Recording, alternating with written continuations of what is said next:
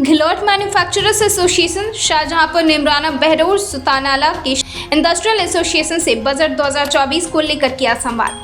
बता दें, शाहजहांपुर कस्बे के निजी होटल में घिलौट मैन्युफैक्चरर्स एसोसिएशन के तत्वावधान में घिलौट शाहजहांपुर निमराना बहरोड सोतानाला केशवाना इंडस्ट्रियल एसोसिएशन के संयुक्त संवाद कार्यक्रम वन एवं पर्यावरण मंत्री भूपेंद्र यादव के मुख्य आतिथ्य में आयोजित हुआ। कार्यक्रम का शुभारंभ दीप प्रज्वलित कर किया गया। घिलौट मैन्युफैक्चरर्स एसोसिएशन के महासचिव राजा सोनी एवं पदाधिकारियों ने केंद्रीय मंत्री भूपेंद्र यादव को स्मृति चिन्ह भेंट कर स्वागत एवं सम्मान किया। कार्यक्रम से पूर्व इंडस फार्मा निदेशक आर.एस. अरोड़ा द्वारा भेंट की गई एम्बुलेंस का मंत्री भूपेंद्र यादव ने फीता काटकर घिलौट मैन्युफैक्चरर्स एसोसिएशन को समर्पित की, जिस पर केंद्रीय मंत्री यादव एवं घिलौट मैन्युफैक्चरर्स एसोसिएशन ने इंडस फार्मा के निदेशक आर.एस. अरोड़ा को स्मृति चिन्ह भेंट कर सम्मानित किया। कार्यक्रम के विशिष्ट अतिथि जिला प्रमुख बलबीर छिल्लर, मोहित यादव, बहरोड कोटपुतली जिला collector Kalpana Agarwal, SDM Pankaj Batgujar, SP Vandita Rana, additional SP Shalini Raj, DSP Sachin Sharma, Anjali Yadav, Indra Yadav, अध्यक्ष कृष्ण यादव, सोतानाला एसोसिएशन से सुनील यादव, केशवाना एसोसिएशन से अंशुल कुमार, विशाल बग्गा को इंदौर प्लांट भेंट कर स्वागत सम्मान किया। वहीं कार्यक्रम में मंत्री भूपेंद्र यादव ने बजट 2024 में वन एवं पर्यावरण के साथ उद्योगों को सरकार द्वारा दी जा रही सुविधाओं एवं रियायतों पर चर्चा की। साथ ही संवाद कार्यक्रम में मुद्रा loan, credit guarantee scheme, factory land development के तहत 100 करोड़ लागत की क्रेडिट गारंटी स्कीम, 150 बेड का ईएसआईसी हॉस्पिटल बनवाने, घिलौट को नेशनल हाईवे से जोड़ने के लिए फ्लाईओवर, निर्बाध बिजली व पानी पर चर्चा कर समाधान की बात कही।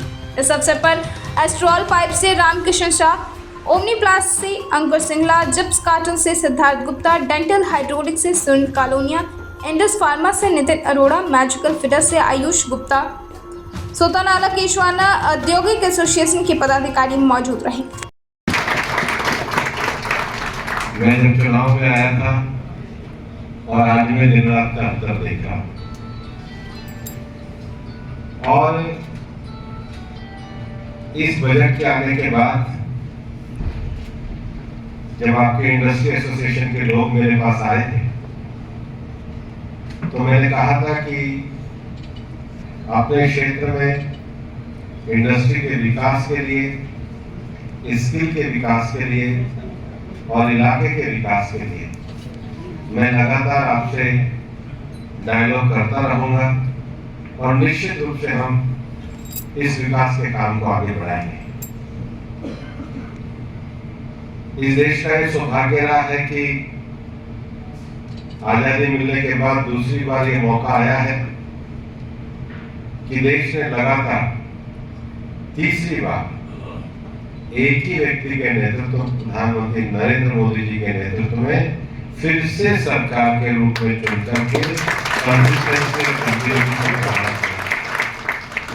किसी भी देश में पॉलिसी फ्रेमवर्क तब कामयाब होता है जब उस पॉलिसी को लेकर कंसिस्टेंसी रहती है, कंटिन्यूटी रहती है।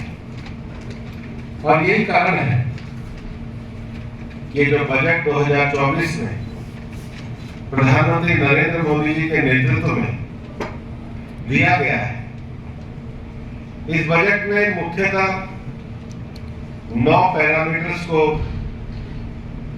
छुआ गया है। पिछले 10 सालों में प्रधानमंत्री जी के नेतृत्व में गरीब कल्याणकारी योजनाएं बहुत सफलता के साथ चली और इसीलिए हम कहते हैं कि हिंदुस्तान की आबादी का एक बहुत बड़ा भाग पिछले 10 सालों में गरीबी की रेखा से बाहर आया है। देश में इंफ्रास्ट्रक्चर बढ़ा है और इसलिए इस बजट में जो सबसे पहली बात हुई है वो एग्रीकल्चर सेक्टर के डेवलपमेंट की हुई है। दूसरा, अब चूंकि इंफ्रास्ट्रक्चर काफी बड़ा है इसलिए एम्प्लॉयमेंट को दूर करने के साथ ही, की समस्या को दूर करने के साथ ही एम्प्लॉयमेंट के लिए जो स्किल डेवलपमेंट चाहिए उसका इस बजट में जोर दिया है। मैं कई बार इंडस्ट्रियल एसोसिएशन के लोगों से यहाँ भी बात करता था और देश में भी लेबर मिनिस्टर के नाते मेरा एक बड़ा अनुभव रहा है। अभी मैं डीएम से मैडम से जब बात कर रहा था तो मैं यही कह रहा था कि जो सबसे बड़ी समस्या रहती है वो एम्प्लॉयबिलिटी गैप की है। एम्प्लॉयमेंट तो देना चाहते हैं लेकिन उसका जो स्किल और जो वो एम्प्लॉयमेंट की जो जनरेशन है उसके बीच में गैप रहता है। और ऐसा नहीं है कि इंडस्ट्रियां बाहर के लोगों को ही पसंद करती है। ट्रांसपोर्ट आता है तो लोकल लोग आते हैं, कॉन्ट्रैक्टर आता है तो लोकल लोग आते हैं, कंस्ट्रक्शन आता है तो लोकल लोग आते हैं, सप्लाई आती है तो लोकल लोग आते हैं। लेकिन जब सीएनसी मशीन पे काम करना होता है, अगर छोटे सर्विस की चीजें लगाने के लिए भी जो सरकार के द्वारा 10 लाख का जो लोन दिया जाता था, अब इस बजट में उसकी सीमा को बढ़ा करके 20 लाख रुपए कर दिया गया है। ये बहुत बड़ा है। अपने लीड बैंक के हिसाब से हम लोग ये काम कर सकते हैं। और स्थानीय लोग, मैं विशेष रूप से लोकल रेजिडेंट और नौजवानों की बात करना चाहता हूं। आगे चल के उनके लिए भी मैं एक अलग से कम जानकारी मिले, लोग आकर नौजवान बैठे तो सही कि क्या सरकार की स्कीम है, उस सरकार की इस क्रेडिट स्कीम का भी फायदा उठा सकते हैं। पूरे इंडस्ट्री में जब कोई नौजवान सामान्य परिवार से निकल के, सामान्य घर से निकल के कोई छोटी इंडस्ट्री भी बनाने की बात करता है तो उसके सामने सबसे बड़ी जो समस्या आती है वो क्रेडिट गारंटी की आती है।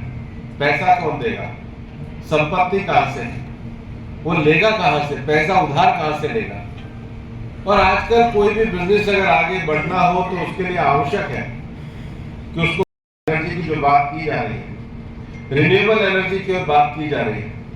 और यहाँ जितने भी गिलोट में एक्सपोर्ट करने वाले यूनिट बैठे हुए हैं, आप मान के चलना एक समय बाद एक्सपोर्ट में भी इको मार्क की जरूरत पड़ने लग जाएगी, ग्रीन एनर्जी की जरूरत पड़ने लग जाएगी। और इसलिए अभी से सरकार ने अपनी उस क्षमता को बढ़ाने का काम किया है। इन सब चीजों को बढ़ाने के लिए इंफ्रास्ट्रक्चर की जरूरत है और इसलिए मोदी जी के बजट का जो 7वां एस्पेक्ट है वो इंफ्रास्ट्रक्चर है। और सबसे बड़ी बात है कि जब तक हम रिसर्च पे जोर नहीं दे सकते, दुनिया में जितने भी ऑटोमोबाइल सेक्टर में, एनर्जी के सेक्टर में, मैन्युफैक्चरिंग के सेक्टर में इंडस्ट्रियल डेवलपमेंट हुए, उन्होंने लगातार कंटिन्यू अपना रिसर्च बंद नहीं किया और इसलिए रिसर्च के आयाम को बढ़ाया गया है। और जो नवा विषय बजट में जो सबसे बड़ा आया है वो नई जनरेशन के हिसाब से सुधार होने चाहिए।